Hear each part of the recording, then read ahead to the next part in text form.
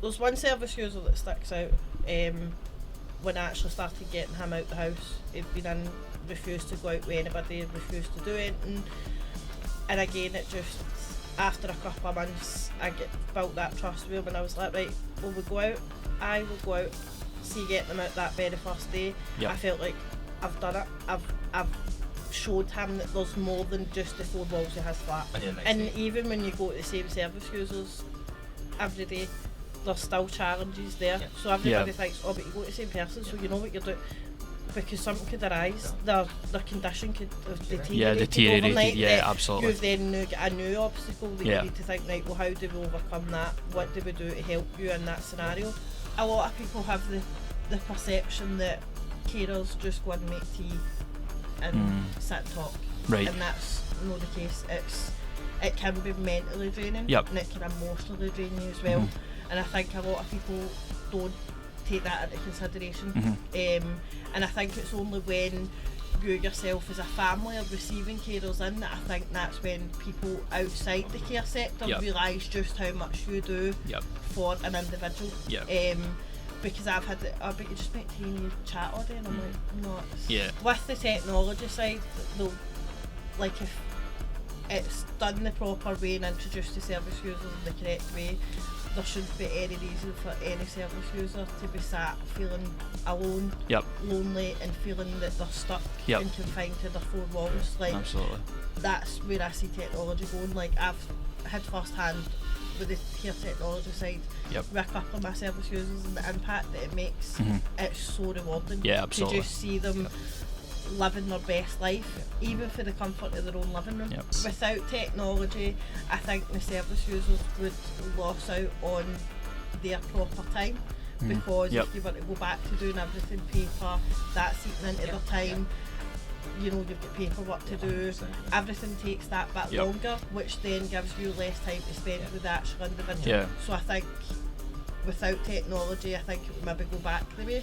I feel like some days you can be very start stop all the time, and I feel like that impacts the service users. I think there needs to be take away the task driven part and make it about the individual and giving them the time that they need, because a lot of the times you're there for something and actually they just needed a bit of time and a bit of conversation and it totally changes their mood. And it's actually one of the most rewarding jobs that you can probably do.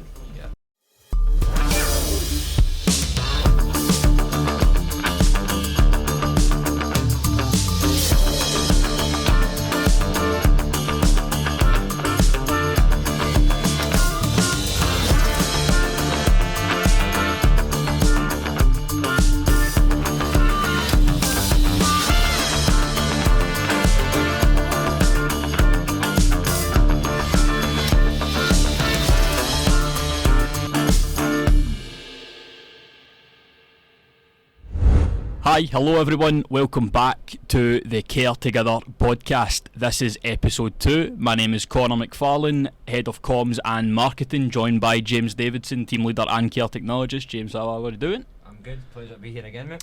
And we have a very special guest with us today, one of our support workers, Nicola Bradley. Nicola, thank you for coming in. No, you're welcome.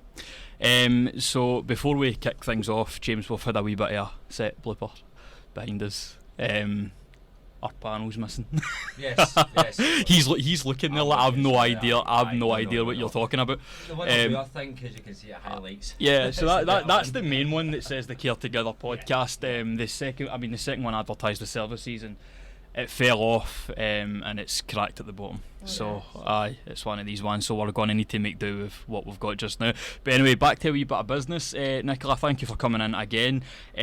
So just give us a wee bit of background of yourself, Nicola. Give the viewers a wee bit of insight of how you got started in care.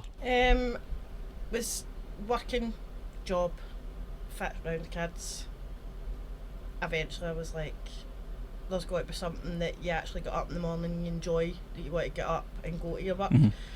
My job I was starting, I was like, I just don't want to go in the day, just call off. And then it became more a habit, and eventually I'd actually seen an advertisement for the post and I thought, you know what, think that would challenge myself. I enjoyed caring for my granda and my gran when they were at the end of their life, would go in and care for them. I thought, you know what, this is the challenge that I've been looking for. And I replied to the Facebook post, came from an interview, next day get told I had got the job, and it was the best decision that I've ever made.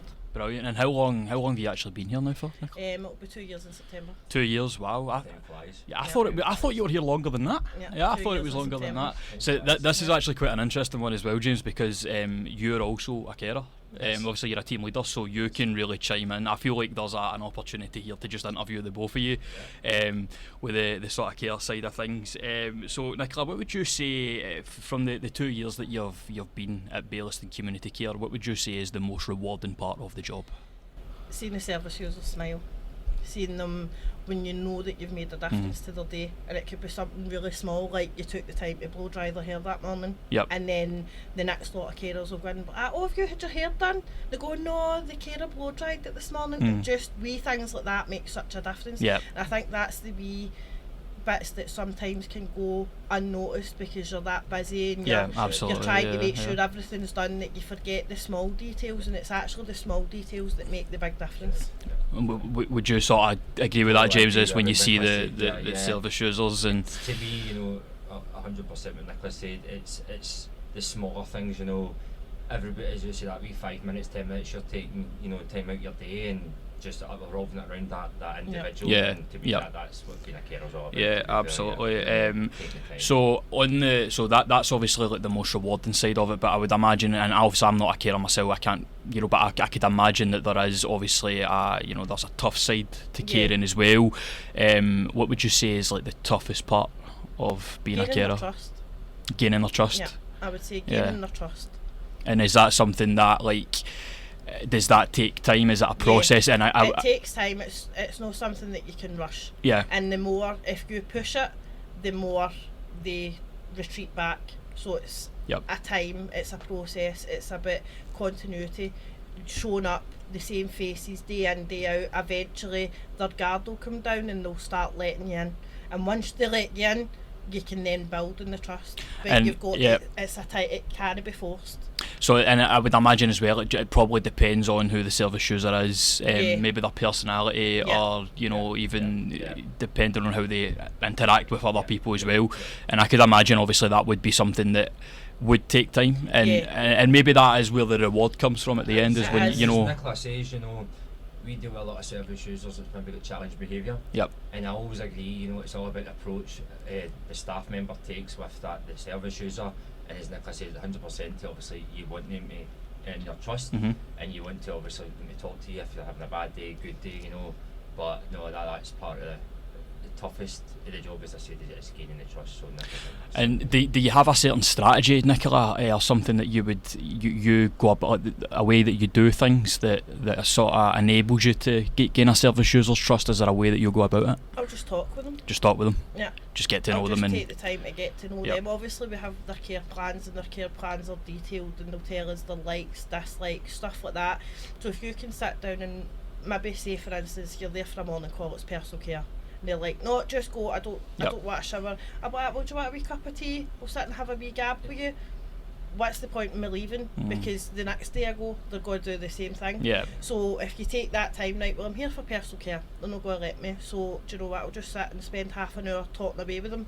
That might be the only half an hour conversation they get that day. So then the next day they remember, oh, that's that lassie that sat and had a wee cup of tea with me. You're breaking the barriers down. So I just feel like if you talk, get to know them. Care plans are great, they give you an insight, but you don't really know somebody until you've had a conversation with them, and you sit down and you get to know their ways, how they like things done, and then that's the doors open then. And then from that point you sort of build a working, like a relationship with that service user. I would say that a big thing to gain trust and all that is inclusion. And the fact is you're including that service user. It's all about them, their daily routine. You're in their homes, so to me, you've got to basically do what they want to do, and that's what it's all about, focusing on them, where a lot of people don't do that. Well, that's the right road to go down if you want to be successful in care, to do it. So we support like a wide range of sort of service users. Nicola, how many service users you think you visit maybe per week, or? Probably say about 20. 20. Wow. Yeah. Wow. So in a week, in my working week, there's probably about 20 different. Sort of with all of that in mind, do you think is there any moments that stuck out to you personally over the last 2 years, or anything that sort of changed the way that you see the world from your time in care? There's one service user that sticks out. When I actually started getting him out the house, he'd been in, refused to go out with anybody, refused to do anything. And again, it just, after a couple of months, I built that trust with him, and I was like, right, will we go out? I will go out, see getting him out that very first day. Yep. I felt like I've done it. I've showed him that there's more than just the 4 walls of his flat. Yeah, absolutely. What about yourself, James? Anything that sort of sticks out to you over the last 5 years that you've been here? Anything that's been significant for you, that's changed the way you see the world? Yeah. I can totally agree with Nicola's coming from, because some of the service users Nicola goes into, I used to look after. So, you know, the service users Nicola's talking about, what a difference in 2 years since Nicola's actually been going in. She's a credit to the company, and she's really done well with this individual. He was very secluded, and didn't have a lot of, you know, he's got family but they don't visit and all that kind of thing. And so that's my highlight as well, to see the same individual, because I sort of got that bond with him as well. Yep. Getting them out, and then that's a big thing, you know, getting some down, as you say. It might be something small. Yep. But you know, you've got him out that front door. It's huge to them. It's huge. Yep. Yeah, it's absolutely. huge. Absolutely. You're seeing the difference, and that's what care's all about. Yeah.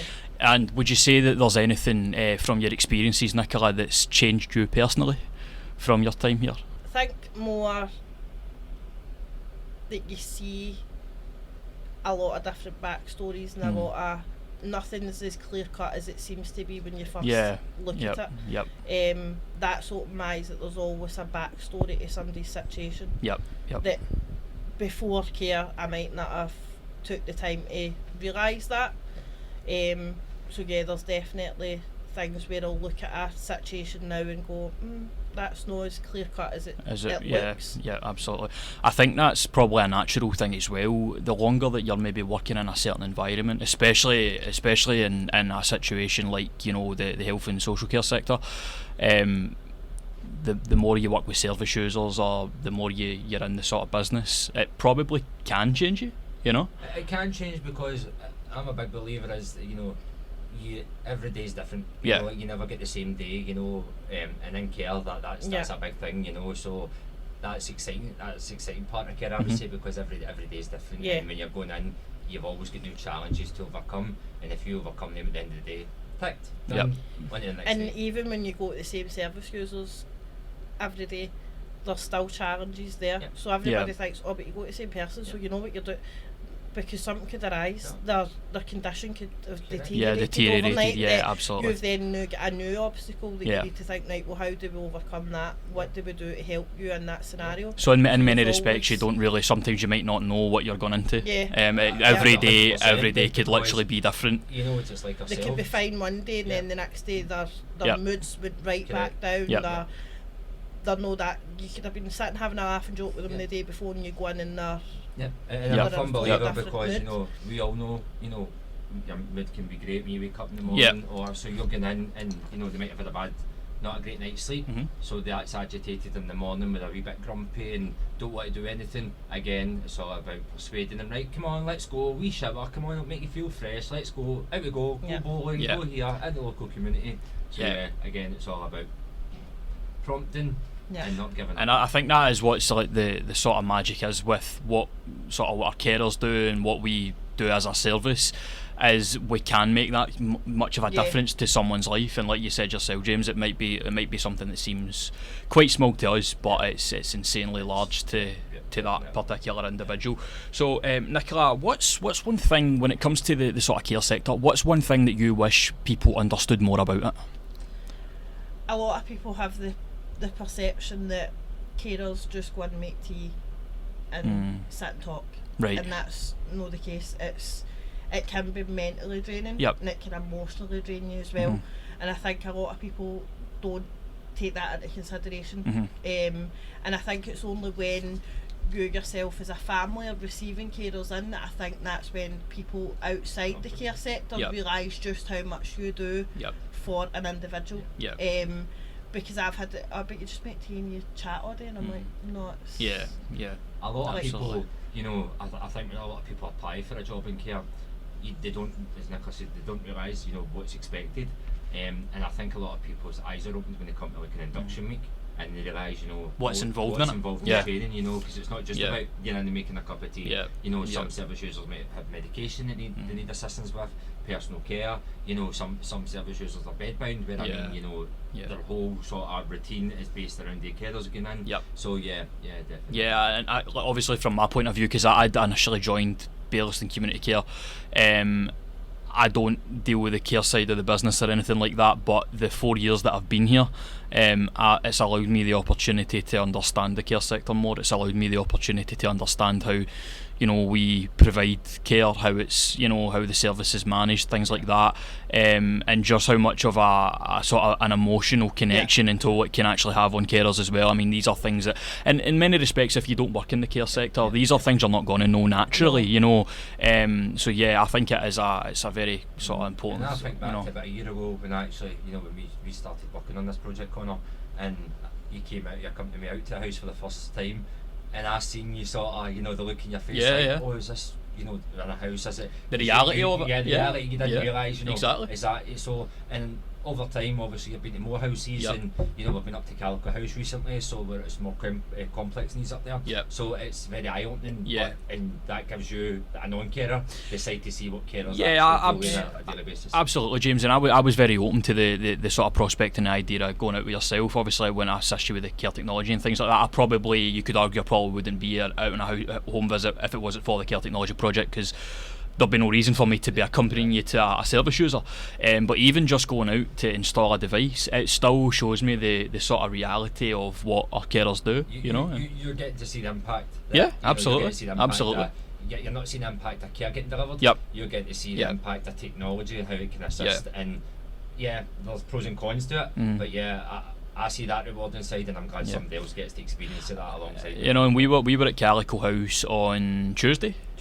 And you know, it's a stunning facility, Calico House. And have you been up at Calico? No. Nicola, no, you've not been up at Calico. Yeah, we'll need to get you up at some point. It's the rooms and even the care provided there as well. We were installing some tech, and there was some care being provided while we were in the rooms. And to your point, James, I mean, to somebody like myself, you can be taken aback by it a little bit, especially when you're new to it and you know you're just exposed to it for the first time. But if anything, it just makes you admire the work that our carers do so much more. So just sort of on that as well, Nicola, and the way the way that care's evolving right now, and you know what, we're starting to sort of integrate technology into services and things like that, especially here at Baillieston Community Care as well. How do you see care evolving in general within like the next 5 to 10 years? With the technology side, though, like if it's done the proper way and introduced to service users in the correct way, there shouldn't be any reason for any service user to be sat feeling alone, lonely, and feeling that they're stuck and confined to their four walls. Absolutely. That's where I see technology going. Like, I've had first hand with the care technology side with a couple of my service users, and the impact that it makes, it's so rewarding to just see them living their best life, even for the comfort of their own living room. And I love the fact that, as you know, when I couldn't actually go out to the community and do my care tech, Nicola became my sort of assistant. Right, okay. And Nicola went ahead. I expected a few phone calls, maybe a wee few WhatsApps to say, I'm struggling. Not feedback. Nicola went, that's it, done great. So she's definitely after my job. I want to be part of the team, so I need to keep an eye out. No, I mean, I'm showing her too much, but no, I'll just be the assistant. Definitely, and I'm glad to have yourself on, Nicola, because to be fair, a lot of service users' house you go into has got technology, and you've been a big part of that as well, you know, and especially with the individual I talked about earlier, you've seen the hesitancy that he did, you know, the reluctancy. It was really reluctant. It was like, no, I don't want that. No, I can't work in like that. I struggle to work my TV.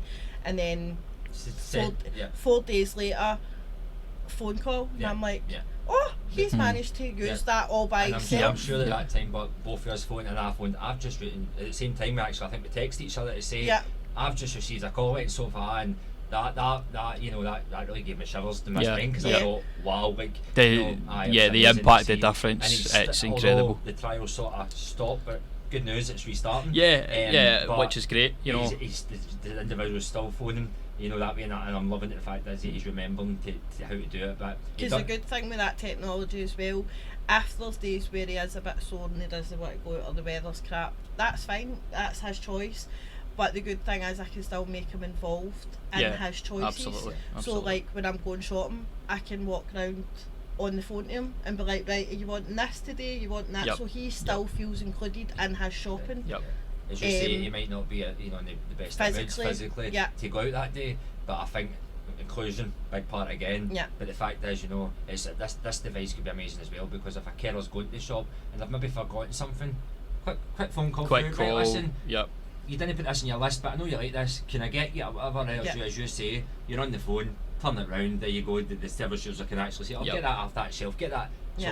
So I mean on that, and we're speaking a lot about technology now, and you could argue that technology is a massive part of trying to take things forward and things like that. But I guess like if we're to play like devil's advocate here, let's remove technology from the equation. Do you feel like that care do you think for the future of care in the next 5-10 years, would it struggle a wee bit if you were to remove technology from it, or do you feel like it would probably still be in the same state that it's in just now, but you just need to think of new ways of working?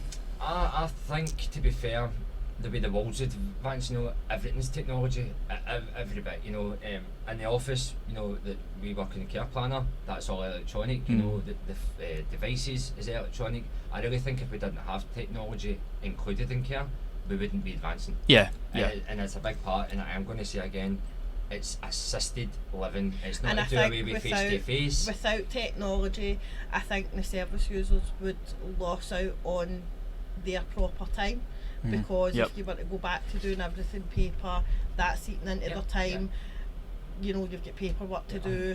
Everything takes that bit longer, which then gives you less time to spend with the actual individual. So I think without technology, I think it would maybe go back the way. Because in terms of time and service provided. Absolutely. Because you've got the paperwork's just as important, but it would then start overtaking the service that you're giving to the and I will be living, if he's probably agree, social media is like overtaken.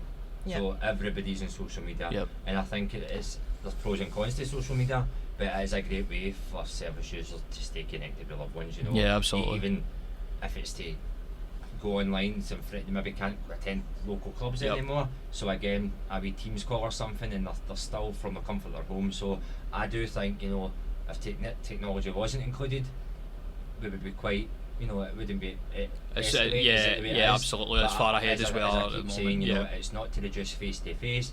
It's to promote the independence and quality of life, and that's what I keep my main aim is at the end of this. And I mean, one could argue as well, that it's only a natural thing for technology to be integrated into the future of care. You know what I mean? It's I mean, technology. It's not as if technology is something that everybody's forced to sort of interact with or forced to use. It's just one of those situations where technology is a thing in life that is a huge part of what we need it for, what we use in our everyday life. Every time that I use, mate, the fact is we see it all the time, but service users, like our elderly service users, didn't get that chance in school or growing up in their youth. Absolutely. This is our second chance to make them adapt to it, feel comfortable with it, and I think that's a big part, and especially my job is to show them that this is the benefits, this is the impact it can make. It's not about doing away with this or that. It's to help you move forward, and as you see, about 90% of them are willing to try. You've got 10% that are just not technology, and that's fine. And that's absolutely fine. That's their preference. Because I mean, I think back to you remember Dan, and we actually done. Do you remember Dan? No. Nicola? No. So Dan was our first care technologist, who was based in our head office when the role was first trialled by Scottish Care. And Dan done an amazing job, but we had actually done a wee interview with Dan on our YouTube channel, And one of the things that Dan said that sticks out even now is he was saying that regardless of anything else, the biggest thing that he learned from his time is people should always come before technology. Yeah, exactly. Yeah, you know, so there may be we may shout about technology devices it can certainly further what we're doing. It can make things so much easier. It can make things more convenient for the service user. However, if that service user just flat out isn't interested, that's not our job to force that. No. You know, at the end of the day, that service user comes first. It's what they're wanting, and if that's what their wishes are, then that service user comes first. Because I think, especially like with the home site, I think a few of the ones were like, oh, so is this going to replace my visits? And we're like, no, absolutely not. Like, we'll still be coming face to face. Yep. It's just the home site you've got.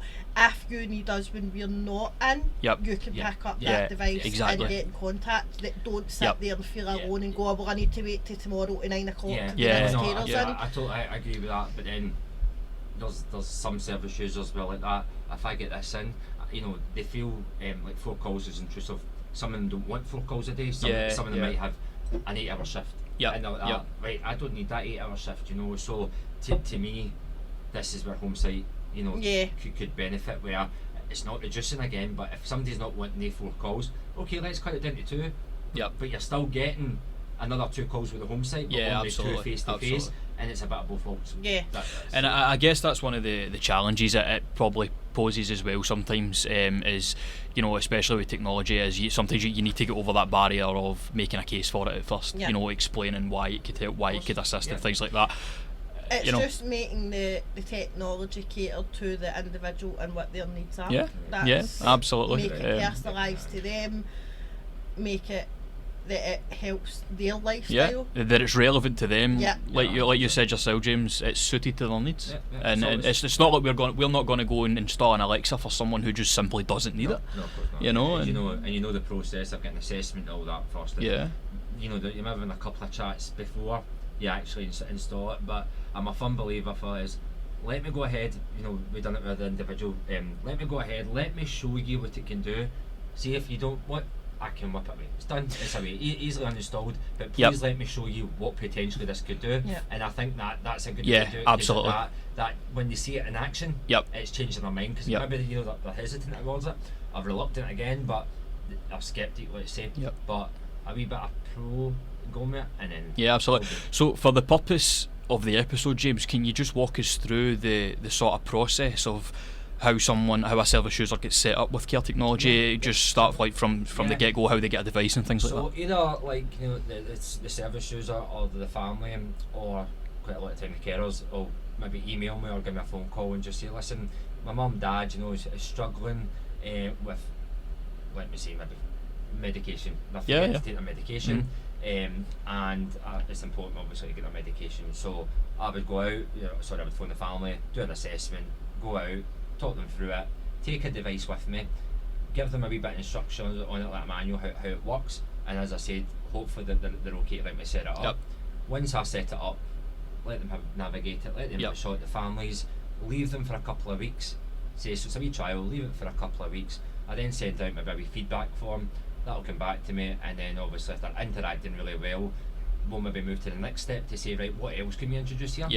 Or if they've been, they've not been using it and reluctant to use it, then I'll just say, right, to save any anxiety, I'll come out, let's take it away, kind of thing. But so far, we've got 84 service users now. That's adapted to technology. So that would be my sort of. And it's very admirable as well, James, because like you said yourself, we've got more than 80 now that are actively engaged with the project. And I think it's great just how quickly we can sort of work through a list, and I wouldn't really say that there's a major waiting list. So when one of our service users is maybe interested, it's not like they need to wait months down the line. The process is quite. You used to see my list, and I was like, every day I was coming in, it was this one could be interested, this one, and I'm really excited because, as I said, we touched on it. We went up to Calico on Tuesday. We've not even introduced technology up to the EPC area yet, so I'm really looking forward to seeing where that could go. And again, we're trying to reach out to not just Baillieston community service users, we want to open this a field to like Glasgow and the community and wide. So as I said, we're at 84 just now, so you know our target, we're looking at maybe you know 2-3 a month. Just now we're getting 4 or 5 a month. Well, we're moving at a very fast rate. I think we were being modest about our target as well, but it's really just to try and take a bit of pressure off us as well. But yeah, the Care Technology project is a fantastic addition to our services. So Nicola, in terms of you know, the sort of care side of things, and obviously the job that you do, what would you say in your opinion that carers need more support? Like what do you feel they need more support for? Time. Yeah, time. I feel like some days you can be very start stop all the time, and I feel like that impacts the service users. I think there needs to be take away the task driven like part and make it about the individual and giving them the time that they need, because a lot of the times you're there for something and actually they just needed a bit of time and a bit of conversation and it totally changes their mood rather than it being very XYZ right by XYZ right by it needs to be more feeling like the service user feels that you want to be there. You're not there because you've got a task to do. Or you must be there, or it's just a job, or things like that. So there's a word there that obviously when we were over at the Golden Jubilee doing our wee video stint thing, what was the sort of person what do we? So person led. Person led. You know, that's the biggie. Person led, and I'll touch on that again. You know, we've got a really great opportunity to go. Me and Nicola got asked a few questions on like palliative care, introduction, what got us into care and all, similar today. But it's safe to say you've had a bit of camera practice anyway. Absolutely. Not to big myself up. I mean, I can't even walk down the street these days. You know what I mean? It's like paparazzi on the road. No. Pulling you in for an interview. I'm here to Thursday, that kind of thing. But no, that was a really again. You know, we're fortunate they reached out to us. I really appreciate Nicola sort of put Nicola on the spot, and Nicola accepted to come, and we didn't really know what we were walking into. And you know, as Nicola said, it's not that set up like this. You know, we were in sort of an actual operating theatre room. Yeah, right. It was like a theatre room. And how it had all the sort of, so it was like an A&E, you know, emergency room. Oh wow! I had a bed. Wow. It's sure basically their training room. So it was like the body. There was like a fake body on an operating table, like resus equipment and stuff, and it's how they do their training. Right. We were basically like trying to answer these questions, but you're looking at your surroundings going, what's that for? Like, it was all very new, but it was a great experience. And how did you react to being on doing on the camera, Nicola? How did you? Was it alright? It wasn't as bad as I thought it was going to be. The auto cue, I was terrified of the auto cue until we done a run through, and I was like, because you feel like you need to keep up with the while it's moving, so you're trying to read it. Yeah, so like I noticed when when I started the introduction and it was it was too fast. Yeah, too fast. So don't get me wrong, Lynn and that the person that was doing it, they like sort of slowed it down a wee bit. But when we went into the actual room to do the video, it got faster again. But as I said, it was really good. My first time actually using auto cue. Although I've done quite a few bit of contents, but the fact is, the camera was right in front of us. The auto cue was there. Well, I mean, there was a slight technical issue with the auto cue for James. Yeah, because of my height. Because of his height. So we had to. Well, you're 6'3". Yes. So I would imagine that's a problem. They've never videoed anybody 6'3" mate. So yeah. Right. So poor Lynn's arms were breaking because she's like this with the laptop. Oh my goodness. The camera. So I had to get special treatment. So when Nicola got videoed, the laptop was at a decent level, but when I was, it was away up here, and then quite a few times the laptop was falling onto the camera. I had to take this take again and that take, but Nicola. It's all trial and error with these things, Nicola raced it, but no, it was a great experience for the company. I can't wait to see the actual outcome of it. But the whole point of that is they're going to use us for training modules to actually train graduates at college, universities. It's to open up the NHS trainees and stuff to the more social care sector. Interesting. A lot of their training and talking heads is focused on NHS and what happens inside a hospital setting, as opposed to in the social care sector out in the community. So they were wanting to speak to like home support workers in the community, excellent. And get feedback in how the differences between in a hospital setting and in a home setting. So it was good to be part of that. Sounds like a very interesting thing, and I think these things are important. You know what I mean? I think absolutely think these things are important. I mean, there's projects going on behind the scenes, and I don't really think I can speak about it, but there's things that are going on at Scottish Care and things like that, that I think is going to be really interesting and a great opportunity for carers that are in the health and social care sector. I think it's great what we're doing at the moment. So Nicola, if you could inspire one change, what would that be? Working with the best team leader. Yeah. Your ego's big enough. Yeah, isn't it? It's very big, very large. For more people to come into the care sector and to realise that it's no as scary as people might think it is. Right. And that it's actually one of the most rewarding jobs that you can probably do. Yeah. I don't think the job gets enough credit for how rewarding it can be. And a lot of people go, I couldn't be a carer. Oh no, couldn't do that. When actually they don't see, they just focus on all the negative things of it. They don't actually look at all the positive stuff. Yeah. And you touched on it earlier, Nicola, the fact is, I think if you come from, not a care experience, but if you've looked after a loved one, that's you. If they always say if you can look, I know it's hard. Do you feel that sets the tone? Yeah, it's hard to look after a loved one. It's hard to look after a loved one. Right. You go to work each day because there's a personal connection there, obviously. Yeah. But don't get me wrong. You try and not get that attached to that service user, but it's hard. That would be difficult. If you're in there 7 days a week to that service user, absolutely. And you're watching that service user go through, deterioration or changes, you're going through that change with them. Let's touch, I know, in the life kind of thing. You're with that service user, like you want to make sure they're peaceful. You want to make sure that they're comfortable. It is.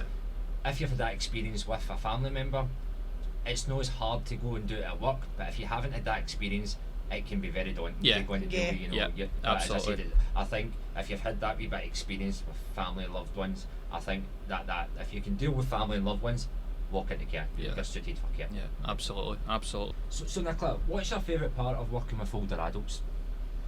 Their knowledge and their life experiences, their stories, their outlook on life is totally different to, I think, the generation were very much too busy all of the time, and the older generation are still very much no, take your time. Like they bring you back down to reality.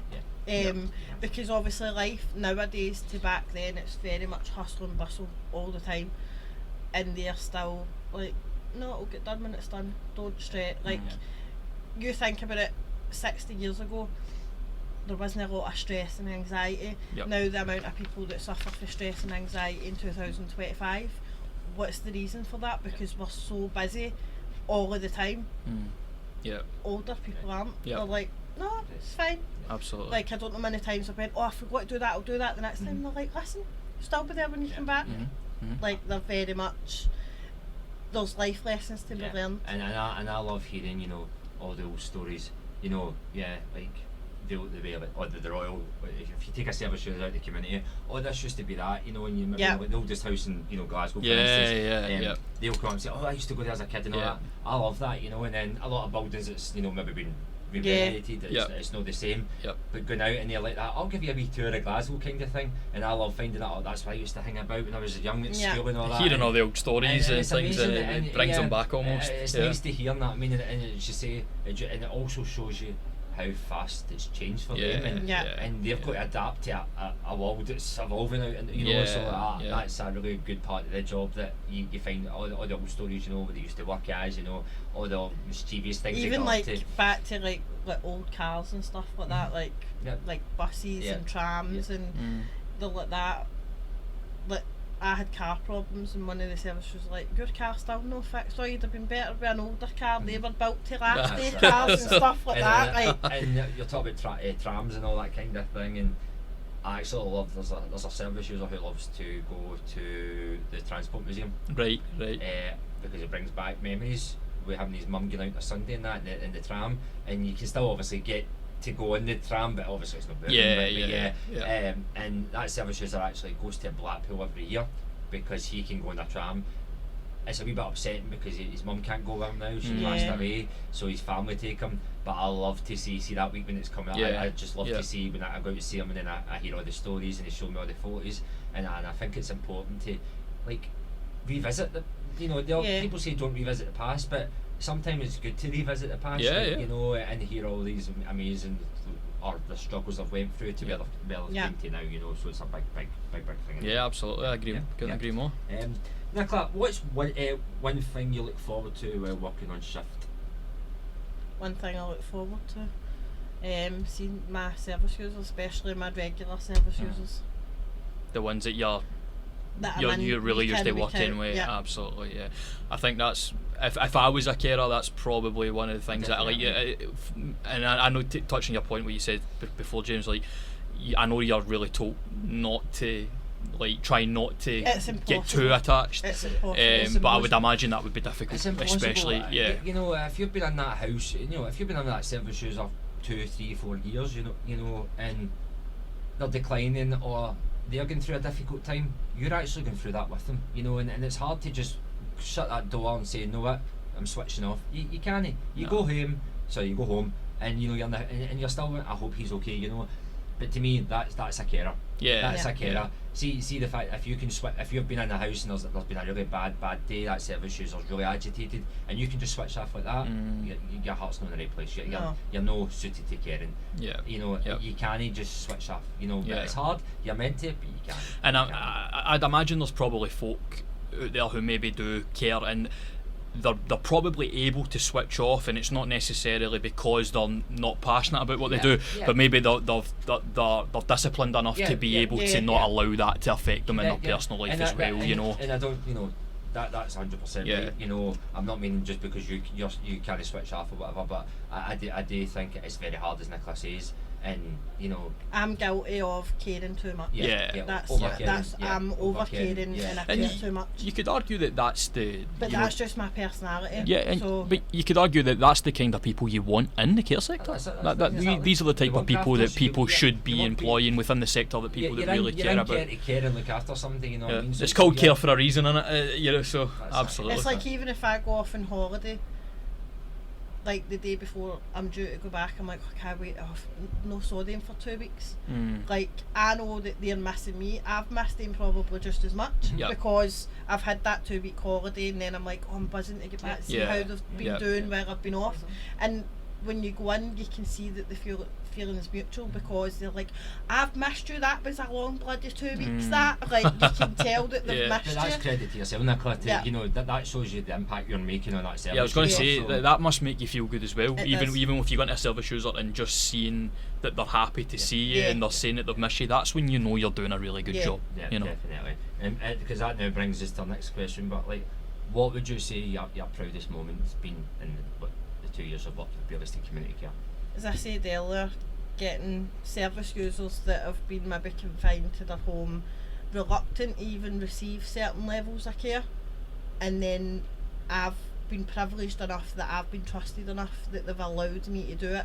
I'd say that's probably my biggest achievement. It's happened with a couple of service users that I'm like, right, I'm doing my job right, and there is times where you go home and you're like, am I in the right job? Can I do this anymore? And then you remember about these certain service users and the impact you've had in the achievements, and you're like, actually, I'm doing it right. Because sometimes you can go home and you go, don't feel like I've done my job today. Like, I don't feel like, because there is times where you feel knocked back and you feel knocked down, and that's only natural to feel like that. Absolutely. But then you remember about all the successes that you have had, and it brings you back to be like, no, I'm doing what I'm supposed to be doing.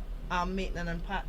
You just can't reach everybody all of the time, and I think that's where my personality of caring too much can affect, because I want to be able to have that impact on everybody, and it's just realising that no everybody's going to accept that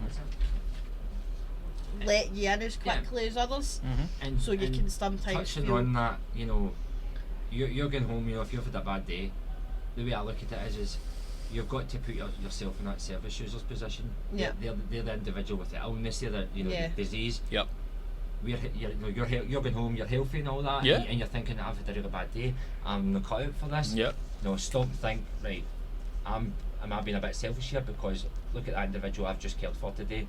He would love to do all this stuff that you are doing in your everyday life. Absolutely. So that's the way, mate, I look at it when I'm caring. You know, like, I'm fortunate. Yeah, we all moan that, you know, life's this, life's half the time. Mental health's big just now, you know, but nobody's better than anybody. No, absolutely not. Yeah, I've always said that, you know, no one's above anyone as a human being. Yeah. We're all humans. You Everybody know. has bad days. Everybody has off days. Yeah. And it's our service users can have off days and bad days as well. Yep. And you need to account for that as well, because you think to yourself, why they normally let me do that? Why they not let me do that today? If I'm having a bad day, I know how I feel. Like, I can't be bothered. Switch my phone off. I disappear for half a day, and then I recharge my batteries and come back. Our service users sometimes don't get the chance to do that. They're seeing us sometimes 4-5 visits a day, every single day. So what if they are having a bad day? It's not that they've took a dislike to you, or it's just that maybe they can be bothered with people that day. Like, absolutely. And that needs to be accounted for. Could we put up with seeing people 5 times a day, every single day, for the rest of your life? I mean, I probably couldn't, if I'm honest with you. I struggle to see Connor 5 days. That's what I mean. Like, come on. I know, that's why I stay away from it. It's days like that when you see your service users maybe having an off day, and instead of going, oh, what's wrong with them, just think, how would you feel? Yeah, sometimes that's what you need to do, is put yourself in their situation and just like, at the end of the day, they're a human being. They're not going to be in the absolute best of moods every single day, and that's just like when we come into the office, James. It's not like we're going to be like so inspired every single day. You know, you're going you're going to have your days where you're just like, right, this is one of these days, man. I'm just going to need to get through it. So why don't we get into a wee bit of a general conversation and some quick fire rounds, James? So I'll start. You go after me, right? We'll do one at a time here, Nicola. So we've got some quick fire questions here, right? It's a wee bit of this or that. So give me your opinion. In fact, everybody can chime in here with these, right? So kick things off. Tea or coffee? Latte. Latte. You're mental for your coffees and your lattes. I need my latte. So I'm not really a tea or coffee drinker. I'm quite sensitive to caffeine, so if I had to choose, it'd be tea. I know, I'm a tea drinker. Yeah. Latte all the way. Right, next one. Iron Brew or Coke? This is difficult. I used to like Iron Brew. They took the sugar out it, don't like it. Coca-Cola all the way. The way you take sugar is ridiculous. Have you seen how many sugar he puts in his coffees? Yeah. That gets me through my day. That gets me through my day, and that's what keeps me going. See, if I'm more tired in the morning, I'll have extra sugar in my tea. If it comes down to it, I'm going Coke. Absolutely. Coke. Okay. Right. This one's a good one. Chinese food or Indian food? Italian. My go-to is Chinese. Straight out of the box with that one, man. My go-to, if I was told that I could only ever have Chinese or Indian, it would be Chinese. Nicola, what's one thing you can't live without?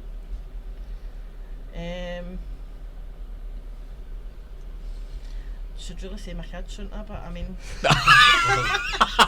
well, that's brilliant. That's just. James. I don't agree as a parent. No, one thing I couldn't live without, my phone. Yeah, that's a good one. My phone's like my baby. I'm gonna say for me, music. I can't live without Spotify. See, music's mine as well. Yeah. I can't, like, music's one of those things that regardless of the mood you're in, it can always make you feel better. You know. So I'm gonna. It's soothing. It can brighten your mood. You know. Yeah. It can make you greet. You know. I've always got music on in the car. At the gym, headphones in. If I'm walking, headphones in. It's hard to imagine a world without music. Really difficult. I know I can't sing, right? I don't care. I'm a shower singer. Yeah, you sing anyway. You're in your own comfort. I mean, a wee bit of Diana Ross on you, name it, but I mean, sitting in the bath with my wife's like that. But you can sit up and I'm like, it's calming, it's soothing, it's relaxing. So what's your favourite genre? Oh, I'm all different. You like all different? I could listen to everything and anything. Yeah. My albums are all mixed. Like, honestly, it goes for like Bon Jovi to. My playlists are like all over the shop. Yeah. But my go-to is country music. Country music? Yeah, wow. Nicola, you can't be about country music. Honestly, it's very upbeat. I know that way you're just sitting there, oh, you imagine that? But see, if you're having days where you're like what to feel your feelings. Yeah. Country music is. Yeah. Well, I'm kind of mixed myself, but I'm primarily like a hip hop head, so that's kind of my sort of. Next time we do the podcast, Connor will have his cap. Hoodie on, hood up, big gold chain hanging down. Favourite music artist? Luke Combs. I think he's on the radio a few times. Yeah, that's the only way I know him. I don't really. Mine's would have to be Pink. Pink, man, phenomenal. I'm going Eminem. Good shout. See, you could have a couple there, but no. To be fair, you could list a top 5, you know, but you could easily list that. I'd probably get like a top 5. Yeah. What's the best advice, Nicola, that you've ever given as a carer? Best advice that I've ever given. It's the best advice you've ever been given. Sorry, as a carer. Apologies. Come on, James. I know. Can't read. So we can edit. Don't take anything to heart. Right, that is solid advice, to be fair. What about yourself, James? 100% Same thing. Same thing. And this job, you got to work with individuals who, mental health challenge behaviours are touched on. Mm-hmm. They could lash out at you. You could get abuse flung at you. Be the bigger person, and remember, again, this is a job. Yeah. You're not living with that illness or disease. Personal. It's not personal. I'm not taking a personal attack. You could be anybody that walked in there and you would get that. Yeah. It's not like a personal issue. It's the perks of working it. It's one of the, you're working care. So don't get me wrong, it's no nice to be on the receiving end. No, it wouldn't be. It makes it 10 times harder if you do take that personally. Go, why is it always me to do that to? Why is it? Yeah, and then you think it's just you, and then. Is there something that I done wrong? So things like that. You're overthinking your job, and then that's when mistakes can happen, and then. So, most heartwarming thing a service user has ever said to you, Nicola? There's been a few actually. One of my regulars, James Lewis, who I'm speaking about, will play Simply the Best. Right. To me, and he'll say, and that's because you are the best. Oh, that's brilliant. But when I go in, James, when I go into that individual, I'm the best. Right. So me and Nicola have a wee bit of competition, Yeah. And Nicola, hopefully Nicola agree here. I'll always be his big pal. Yeah. So I think I'll always be number one. Nicola might not agree here, but I think indeed I will always be number one. But Nicola obviously is now looking after the individual, and as I said, doing an amazing job. So I'm happy Nicola's went in and we've got that bond. A lot of the service users, I don't know what I would do without you. That's another one that's. See that would tug at your sort of heartstrings a bit, you know. It's rewarding to hear that, you know. And I'm like, thanks very much, and it's nice, mate. Yeah. It's nice. It's a good side of the job. Yep. Nicola, what is the most underrated part of the job? I think I've kind of touched on it before. Spending time just chatting, like, personal care is important, all the tasks, but just the small things, really. Small things, spending time with that service user. Yeah, brilliant. With that individual, just time. Because a lot of time, you might be that only person that they see that day. Yeah, true. The only person that they'll have a conversation with. True.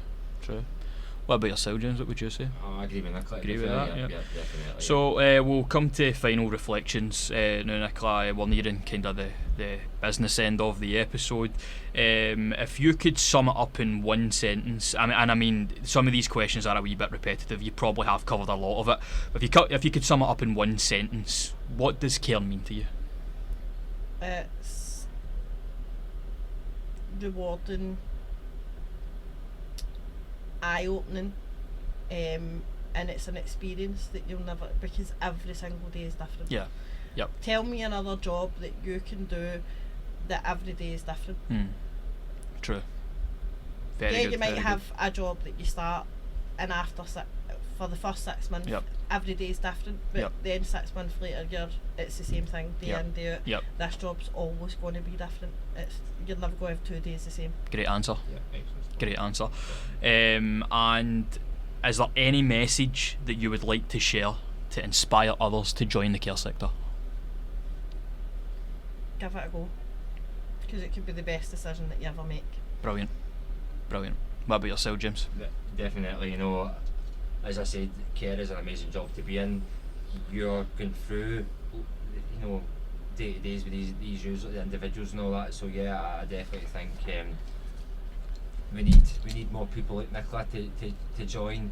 And it's a really deserving and rewarding job to be in, and it's great to see that you're making that difference to that individual's life, supporting them through, you know, their difficulties or whatever. But no, it's a real rewarding job to be in. Excellent. Well, if you give the job 100%, it will give you tenfold everything back. Yeah, absolutely.